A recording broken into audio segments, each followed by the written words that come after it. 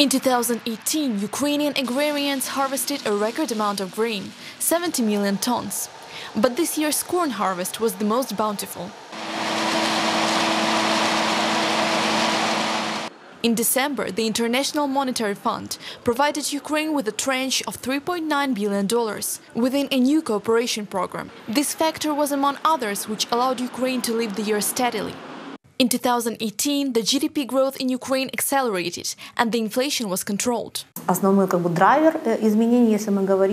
The main driver of change, if we're talking about the development through industry, is the manufacturing industry. It's what we face in our daily life. These are food, light industry and engineering. Here, the industrial production growth was estimated at the level of 2 to 3%. The expert says that the development of export is the basis of the economy. During the first 3 quarters of 2018, Ukraine sold goods worth almost $40 billion, 10% more than in 2017. The share of export to Russia has decreased in favor of EU markets.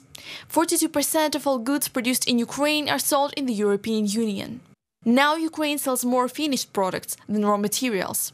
Over the first 6 months of 2018, the export of processed goods to the EU amounted to more than $4 billion. Agriculture continues to be our main export sector. The next step is processing. We have a rather large group of Ukrainian enterprises that produce food products, certified by EU member countries. It began with a dozen enterprises 2 years ago, and now there are more than 60 of them. Participation in global shows and fairs helps Ukraine to develop its export. In November, the country took part in the China International Import Expo in Shanghai. Вибираємо рибку, м'ясо, бургери. Ми на національному стенді зробили We gave more companies a chance to tell about themselves. With the help of a national stand, we have developed an electronic catalog which has more than 180 companies. Potential partners can contact these companies even if they are not here. At this expo, the country presented its national brands, Ukraine Now and Trade with Ukraine.